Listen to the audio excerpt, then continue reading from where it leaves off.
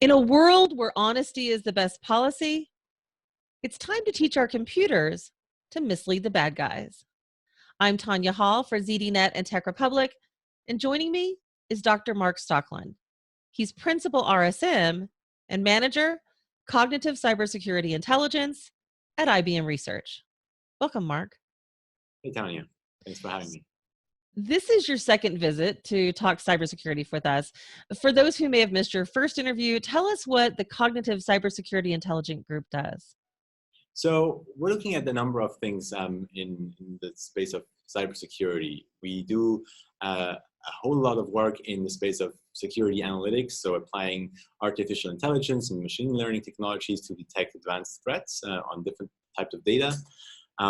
Then we also look into how we can help security analysts and security teams to become more efficient and more effective combating, understanding what's going on.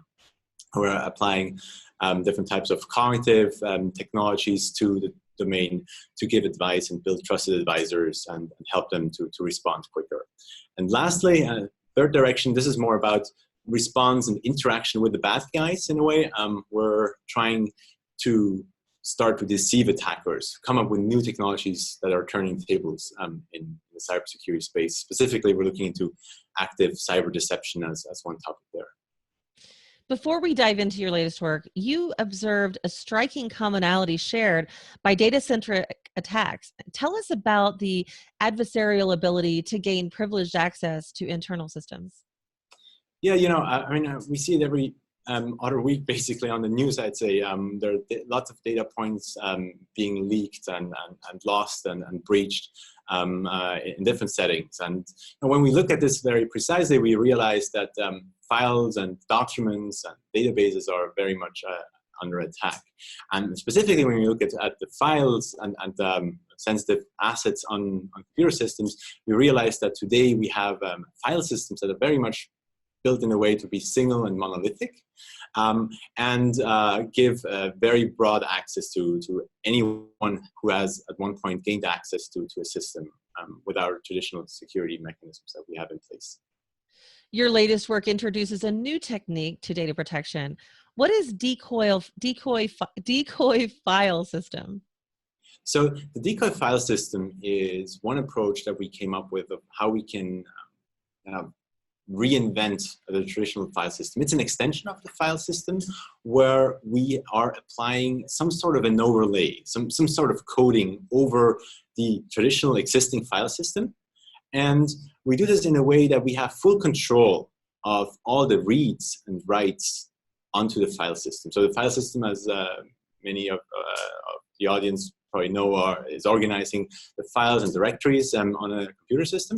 And now we're putting ourselves somewhere in between that real file system and the actual consumer, the reader, the processes, applications on computer systems. And in this way, we have the unique capability to basically create custom projections of the real file systems that are being exposed to an application. And we can do this based on the trust and the reputation of a user and the process to show them their own very customized view of the file system. How does it overcome many of the limitations of traditional access control lists? So, it's interesting because, in a way we can very easily deny access to files. So we can make files completely disappear that a given process or an application should not access. So your browser, your web browser may not have to have full access to all your configuration settings, right? Or to your home directory. And in this way, we can completely hide this section. But we also have a way to replace files. So as you may imagine, you can just show that file is there. But when someone is opening the file, we can replace contents dynamically and misdirect a certain application to believing there's something else in there. And specifically, when we talk about cyber deception, this is going to be a very important aspect because we can give them some breadcrumbs, basically, or some blue diamonds, as we call them, to have evidence later on when they use some of the data that we've been exposing. And lastly, we also have full control of who is writing and what they're writing and where they're writing, because we have this overlay in between the file system and the application, and we can register and record all their changes to the file system without persisting them. So in short, we're addressing both integrity of the file system and confidentiality by denying or replacing contents of the file system. Are there performance penalties? No, I think we looked into this very carefully. There's just a minimal overhead that we have by hooking ourselves there in the middle, but not that this is particularly noticeable in our experiments. What are the malware types that you identified with decoy file systems analysis module?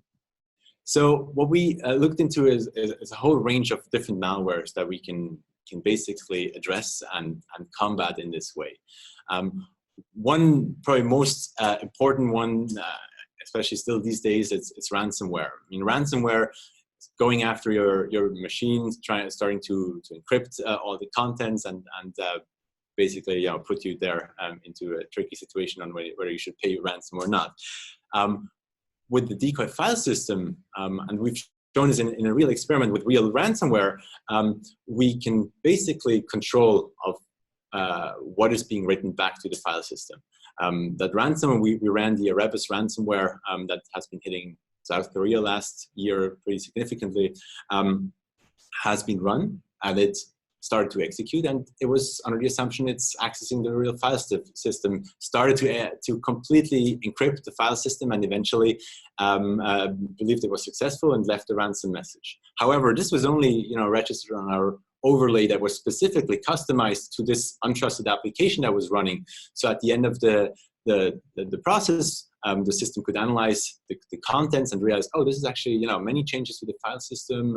Everything has been encrypted, lots of entropy, whatnot, and realize this is ransomware, and nothing has been happened to the real file system, so it has been untouched, and we could scrape that overlay that was created for this specific process.